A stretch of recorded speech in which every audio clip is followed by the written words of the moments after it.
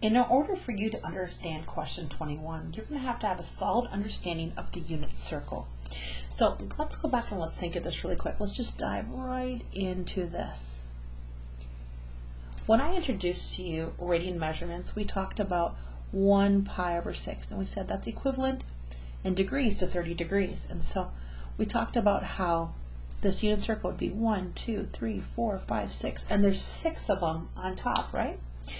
And then we also talked, so this would be 2 pi over 6 and 3 pi over 6. And we said each of those could be reduced, or many of them could be reduced. So it reduces to 1 pi over 3 and 1 pi over 2 and so on.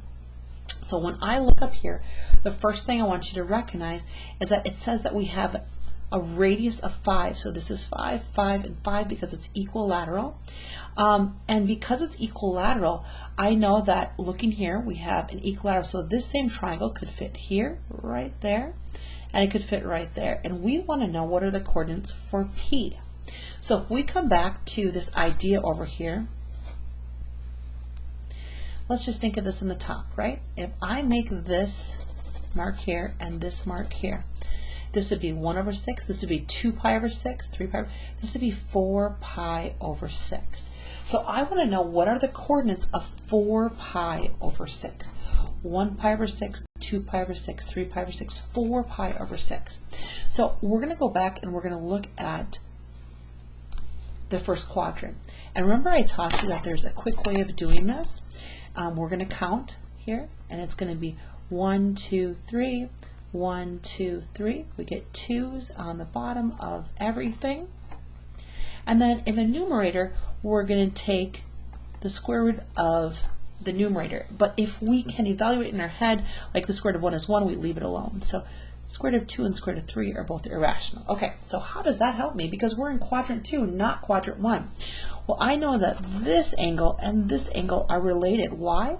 Because going back to the x-axis is both 60 degrees, or pi over 3. So I know that this, before I even change the signs, will be a 1/2 for the cosine, and it'll be a radical 3 over 2 for the sine. Cosine followed by sine, CBS. Now, in quadrant number 2, all-star trig class, I know only the signs are positive. So we have a positive sign and a negative cosine. Okay, you ready? So I know that's the ordered pair, but I look down here and I don't see, oh, here we go. I maybe didn't even have to go that far. So sorry. I see 4 pi over 6. Well, 4 pi over 6 reduces to 2 pi over 3. 2 pi over 3 when you divide both by 2. So our 2 pi over 3 is right here. So this is my only option right now for 21. And then if you're wondering, like, I don't understand why it's 5. When we want to know this coordinate, when we did all of this, this was on a unit circle with a radius of 1. But we no longer have a radius of 1. We have a radius of 5. So whatever I get here, I need to multiply by 5. I went even a little too far here, but I need to multiply it by 5. So if this would have been taking it a little bit further, which it's not, we would have said, hey, what's the cosine of 2 pi over 3? It would have been negative 1/2. And then we would have taken, hey, what's the sine of 2 pi over 3? And it would have been 5 times radical 3 over 2. But they didn't make you do that much, right? They let you leave it in this form without actually evaluating it. So correct answer is C.